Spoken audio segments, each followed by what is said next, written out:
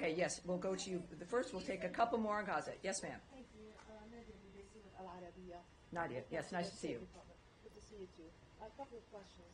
Number one, the Secretary said he's open to the Egyptian plan. It's been endorsed by the Muslim and Arab countries. What's your position on that? It's basically, in a nutshell, saying that Gazans can stay, they can rebuild it with Arab money and with Palestinians' leadership. And second, the administration issued many ultimatums to the Hamas before. What's the difference this time? And the Secretary echoed what the President said on Gazans themselves. He said Gazans will await them a beautiful future, but if hostages are held, they're all dead. What does that mean? Well, first of all, we know that the President, in his comments about a new way forward, etc., was an invitation for new ideas. And that seemed to have spurred some new ideas. But we also know that they have not really been seen as being adequate for the nature of what it is that we've been asking for. So it's always, I think that, especially from the words from the President himself, and I want to get his remarks especially for you, because these are, this is, everybody clearly wants this to change. I think that that's obvious, especially with Egypt stepping up and handling it as they have. But then it's about what are the details, what's going to end, what's going to be on the ground. And hold on one second here. The issue of my notes, which might have to be resolved for the next briefing. Hold on. All right. Well, I'm a paper person, as you might be as well. Well, let me just continue, though, on that manner, is that the Arab deal, as it's noted, is that it does not fulfill the requirements, the nature of what President Trump was asking for.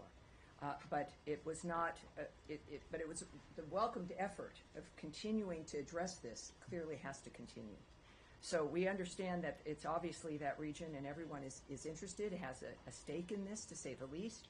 And the goal is, though, as it has always been, it's very simple, is for peace in that region and to not have it continue to return as a constant issue.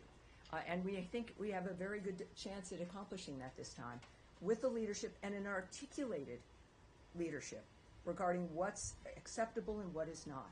So these conversations clearly will have to continue. We know we've got partners clearly in the region, and Israel understands that as well. And this is what the world wants, not only in this conflict, but other conflicts. And no one wins. No one is winning here in this framework. And so, but regarding the Arab solution, the Arab deal via Egypt, that what I have for you right now is that it does not meet the expectations. And so we'll have one more. Yes, sir, in back. Good. Ryan Grimm on Dropsite News.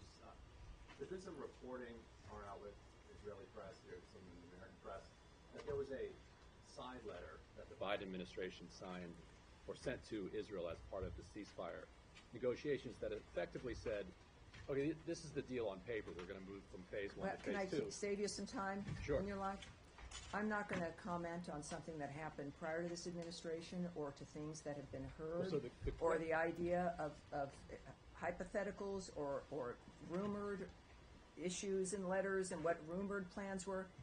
That is a non-starter. So if you have another thing you want to ask, let's do it. I do have one other thing. The Yes, question would be, would a letter like that still be enforced under the Trump? Sorry, from one hypothetical to another. Clearly, Okay. I can't answer that, All right, but so- thank you, sir.